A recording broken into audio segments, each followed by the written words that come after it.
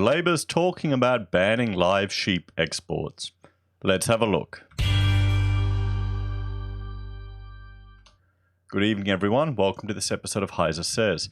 I've got my stein of water behaving today, and I thought we'd read through this article from ABC News about calls to ban live sheep exports. Now, you've got to understand, Australia, our economy isn't very complex, and we'll have a look at that a bit later in the video. Why are we hampering parts of the sector that we can do? Is this just an attempt to win over the Green vote? Is that the influence that's happened to Labor? But then again, traditionally, the Nationals should be fighting for the country vote, shouldn't they? Anyway, so West Australian breeders warn against it. Let's have a look through this article. If Labor wins the federal election, it'll be curtains for the live sheep industry. After a series of animal welfare scandals, the ALP argues enough is enough and has promised to phase out the trade if it forms government. Stephen Bolt, a merino breeder from Corrigan, 2.5 hours drive east of Perth, sells surplus sheep to the live export industry and argued it was vital to remain open. Well, what will happen to those sheep then? What will happen to them? They'll get killed, and probably at a much cheaper rate. Most businesses that run sheep in Western Australia will use live export at some point, and it's an important part of many businesses to have live export there and the market for those sheep, he said. They take a special type of sheep and they take them up to the Middle East, and the Middle East highly values the product that comes out of Western Australia. In 2017, Western Australia was responsible for 86% of Australia's live sheep exports. And on a global scale, Australia is pretty big with regards to the amount of sheep that we export. It contributes some $250 million to the economy, and without that, it'll really change the balance of farming enterprises in Western Australia, Mr. Bolt said.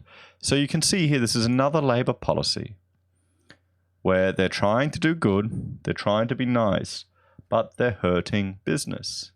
They're hurting enterprise. They're damaging a section of our economy. And let's have a look. We'll jump here and just have a quick look before we read any more. Let me just find that. We'll jump here and have a look at our, export economy. And sheep is here, sheep and goats. So it's 0.084% of our total exports, $205 million. And we'll click for more info. And let's have a look which countries export sheep and goats.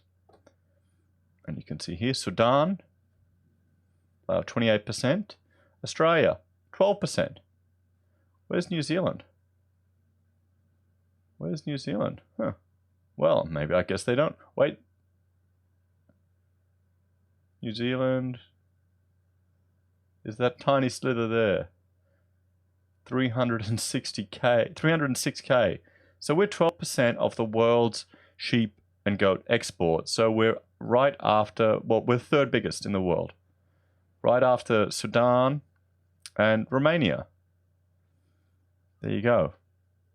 So I'd argue we're not small players in this game, and Labor wants to shut out, which admittedly it's not 1% of our economy. It's, I'll jump back here. It's 200 million?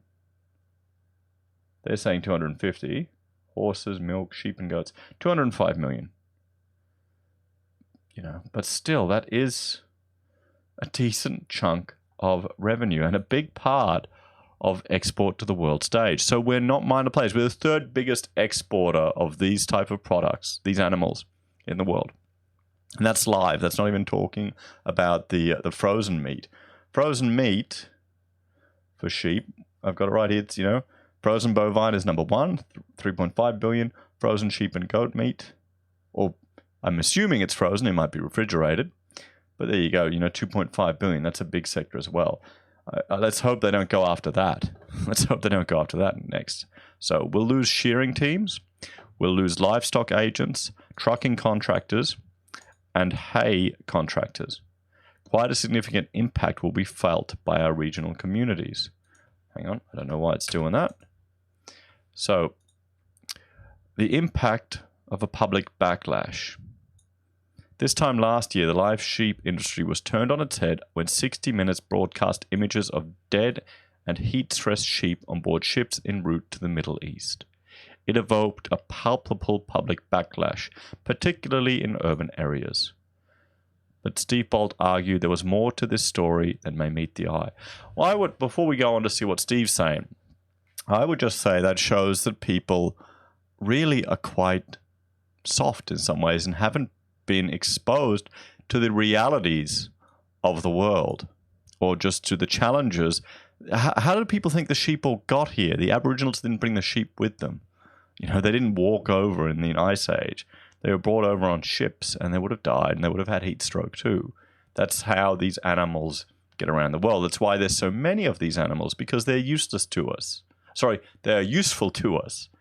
So, if anything, to me, that just says, you know, maybe people don't realize that, you know, what actually is going on.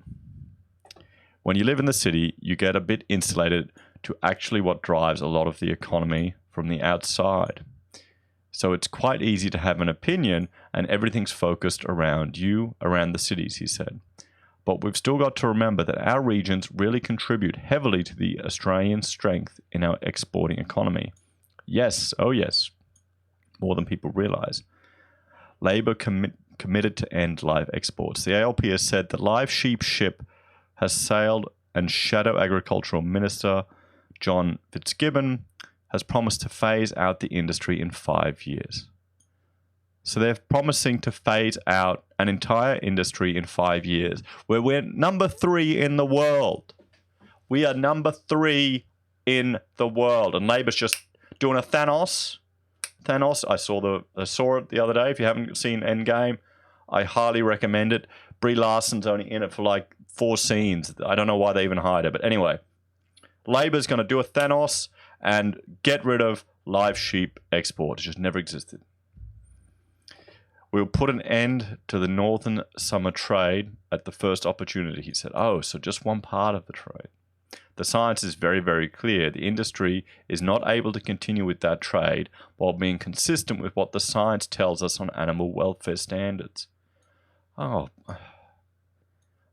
I'm hearing more and more about, you know, they're evoking the term science as if it had some spiritual authority, particularly when you are to discuss anything with anyone about climate change. And I did some videos about, you know, electric cars and discussing, you know, wind power. And, oh, you must be a climate denier. The wrath of the wind gods go upon thee. Bloody hell. I mean, come on, guys. I think our generation really needs to just man up and learn a bit about reality. We will phase the balance of the trade out over time. I put a sort of ballpark 5 years timeline on that. Well, okay, so everyone in the bush involved in any of these industries, you've now got a one policy reason to not vote Labor in. Right there. Anyone in the city who's related to a farmer, you've now got a one policy reason to not vote Labor in. Right there. It's that simple. Is it any clearer?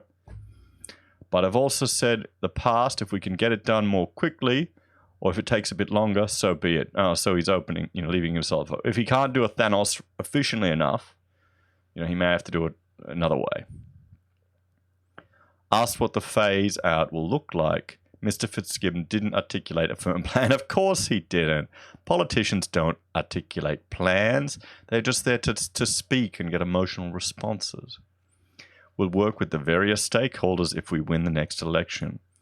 It's very difficult to do that from opposition, he said. Yes, that's the point.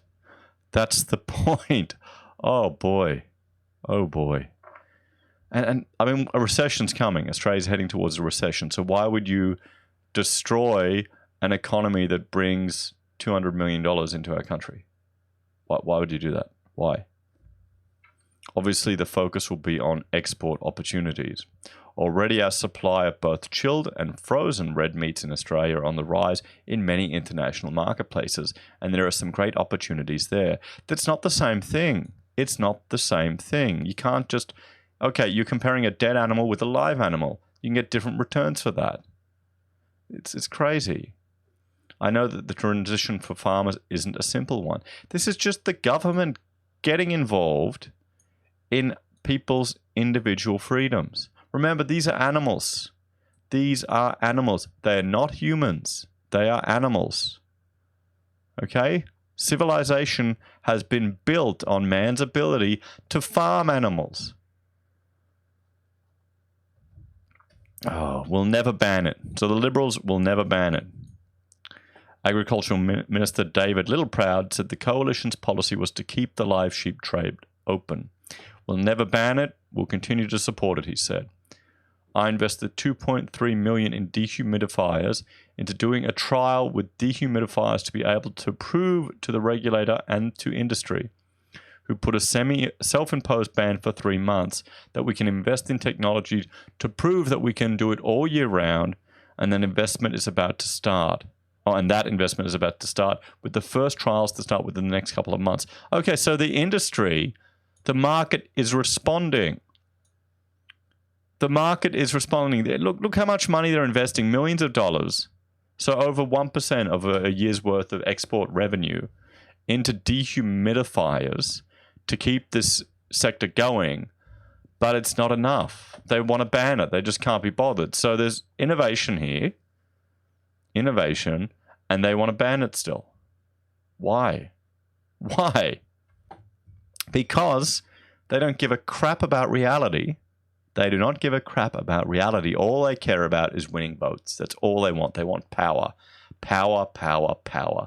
And if there's some gullible inner city people who vote green and drink latte and might put their preference over to Labor, or they might get a few votes for them, they'll use it to their opportunity because they've lost their way. They've really lost their way.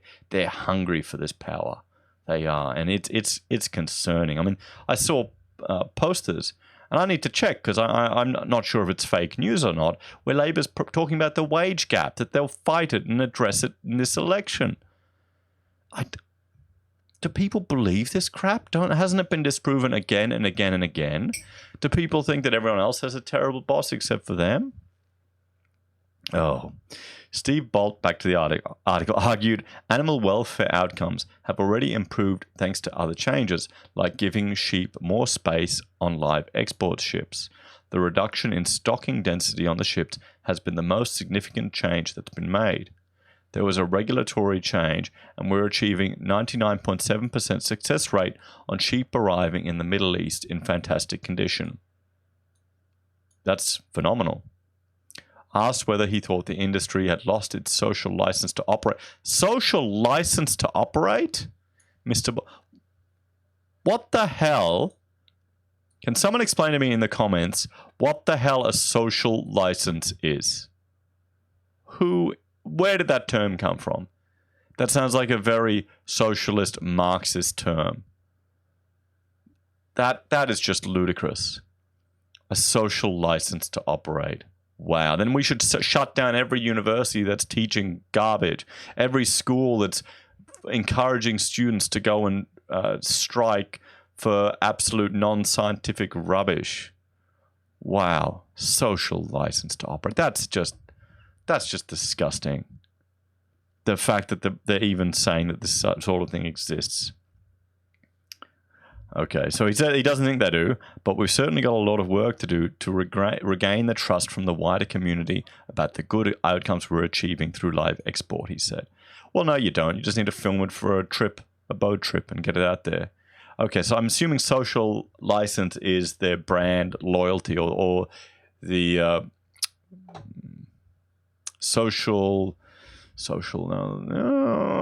but more so the public perception. The public perception of the industry. That's what they're talking about. Mr. Bolt also hoped the industry could change Labor's views once the dust had settled on an election fought largely in Australia's cities. Nah, mate, you're never going to change their views. They don't give a crap about you. They do not give a slightest rat's ass about you at all. Don't even bother. Don't even bother. But Mr. Fitzgibbons insisted he's not for turning. Yeah, of course not, mate. We know. You just care about getting power. Oh, look, people are lacking in trust in our political parties and our politicians, he said. We've made our position very, very clear. I don't understand what he's talking about there. Well, guys, what do you think? So 1% of the value of the export trade, where we're the third largest in the world, has been invested to address issues that activists have said they've got with this industry, and it's not enough for Labor. Labor still wants to shut it down. I'm not even surprised anymore. People are saying it's all planned, this recession. I really think if we get Labor in, we're going to have the green recession Australia had to have. I really think that. And what people don't realize is all of these things will mean a decline in your quality of life. Everyone living in the city, it's a decline in your quality of life. Your power bill goes up, your food goes up. That's less discretionary spending you have, less money to spend eating out. When you're in your mid-20s partying, you may not appreciate it as much. But when you've got family and other responsibilities, it'll bite. Anyway, guys, please like, share, and subscribe. Let me know what you think about all of this. Do you think it's disgusting that they're not even open to discussing, implementing, new policies to make it safer for the sheep? Because I bloody well do. Anyway, like, share, and subscribe. Ding the bell to see my daily updates, and I'll talk to you all tomorrow. Bye for now.